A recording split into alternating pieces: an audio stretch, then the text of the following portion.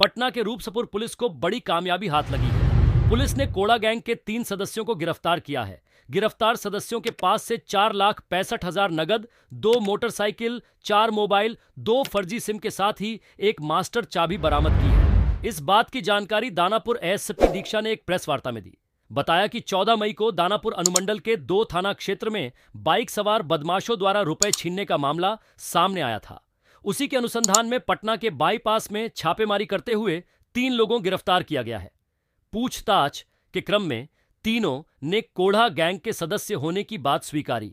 रूपसपुर थाना से यह सूचना मिली थी 14 तारीख को कि एक बुजुर्ग व्यक्ति जो कि अपने बैंक से पैसा निकाल के वापस जा रहा था, उसके घर के बाहर ही उनके हाथ से कुछ पैसा जो 5 लाख रुपए वो लेके जा रहे थे वो छीन लिया गया बाइक सवार द्वारा।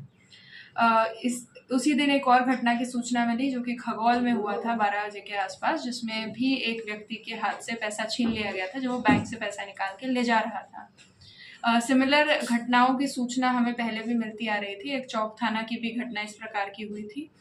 तो ये इन्हीं सब घटनाओं के चलते, जिसमें सेम जो है घटना करने का तरीका जो सेम दिख रहा था, वो देखते हुए हमने एक टीम का गठन किया और सभी तकनीकी माध्यम सीसीटीवी के एनालिसिस वगैरह से हमें कुछ क्लूज मिले, जिनके थ्रू हम ट्रैक करते हुए इन स्नैचर्स तक पहुंच सके। तो अल्टीमेटली ये लोग और अगली घटना करने के फिराक में थे, जिसमें कि ये लोग फिर से 2 बाइक्स पे साथ में निकलते, बैंक में किसी का पीछा करते हुए देखते कि क्या वो पैसा निकाल रहा है, और बाहर सूचित करके अपने साथी को उसका पीछा करके जहां भी मौका लगता वहां से पैसा छीन लेते उनके हाथ से। ये गैंग बड़ा प्रोफेशनल तरीके से ऑपरेट करता आ रहा है। पहले भी इन्होंने कई इस तरह की घटनाएं कारित की हैं, न सिर्फ पटना में, मुजफ्फरपुर, जहानाबाद इत्यादि बहुत डिस्ट्रिक्ट्स में इन्होंने इस तरह की घटनाएं की हैं पहले भी। उसी क्रम में जब हमें इनके बारे में थोड़ी और इन्फॉर्मेशन पता चली तो इनके नाम भी वेरीफाई हुए, घर वगैरह से इनका सत्यापन कराया गया, जिसमें कि 2 अपराधी मालूम पड़ा कि कोढ़ा कटिहार के हैं और 2 हैं जलपाईगुड़ी के, फटापुकुर करके गांव वहां से।